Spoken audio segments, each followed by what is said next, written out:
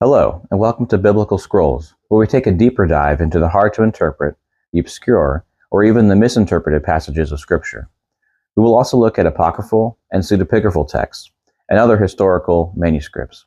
We'll be using a variety of sources, so if you're committed to just one version of the Bible, this channel may not be for you.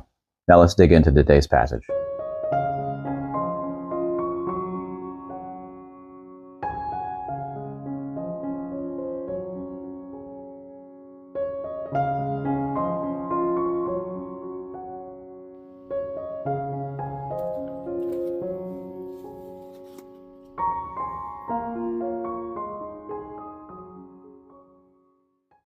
Today we're going to be talking about the origin of Adam's wife, Eve.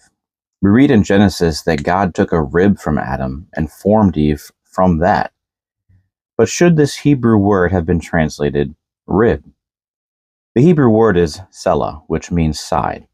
Almost every other time this word selah appears in Scripture, it's translated side. The side of the Ark of the Covenant, the side of the temple, etc. So this could mean that God took much more than a small bone, but could have taken a whole side of Adam.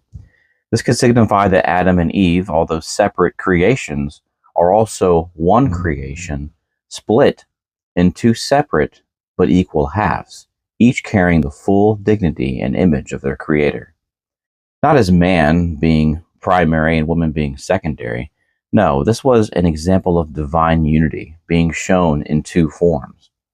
I believe the church misses the fact that God's design was that men and women are to stand side by side before Him, and not that women should be suppressed by only male leadership. God's intention was to design harmony, not hierarchy. When Adam was introduced to Eve, his response was not, "Oh, my servant or my helper." No, he said, "Bone of my bones and flesh of my flesh," in Genesis 2:23. Adam recognized her as a part of him. Jesus modeled this too in a culture dominated by men, where women were not much more than just property. He has some close female followers, like Mary Magdalene. He spoke to a Samaritan woman at the well. He appeared first to women after his resurrection, entrusting them with the news in a culture where women were not a valid witness in a court of law. Jesus' actions were to reverse the curse of what was lost in the garden. As Jesus entered his deep sleep at his death, the birth of his bride, or covenant people, the church, was commencing.